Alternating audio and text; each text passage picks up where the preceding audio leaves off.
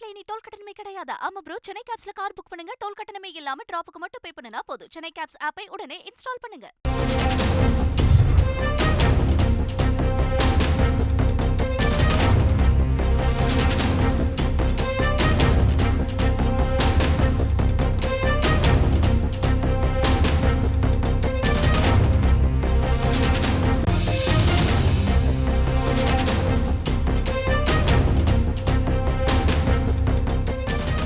கடலூரில் இருசக்கர வாகனத்தில் சென்றபோது பாக்கெட்டில் இருந்த செல்போன் வெடித்து விபத்து ஏற்பட்டிருக்கிறது.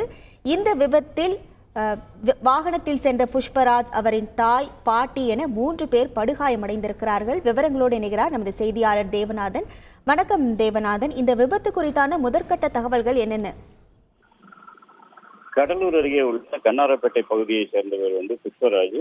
இவர் அந்த வழிசோதனை பாளையம் பகுதியில ஒரு சுப நிகழ்ச்சிக்காக தன்னுடைய தாய் மற்றும் பாட்டியை 2 சக்கர வாகனத்தில் அழைத்துக் கொண்டு செல்கிறார். மாலையில் நடைபெற உள்ள நிகழ்ச்சிக்காக இவர் மூவரும் அந்த வழிசோதனை பாளையம் பகுதியில போயிட்டு இருக்கும்போது திடீரென புஷ்பராஜுடைய பாக்கெட்ல இந்த செல்போன் வெடிக்கிறது.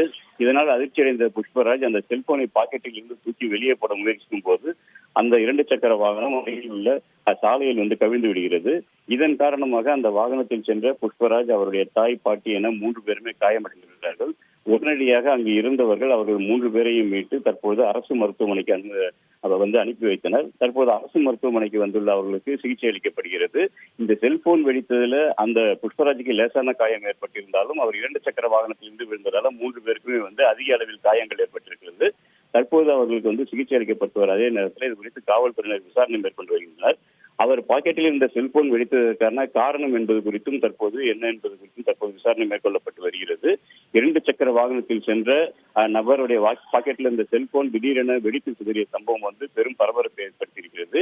வெயில் காலத்தில் இது போன்ற செல்போன்கள் வெடிப்பதற்கான வாய்ப்பு இருப்பதாகவும் கூறப்படுகிறது. உங்கள் முழு விவரங்களுக்கு நன்றி தேவநாதன்.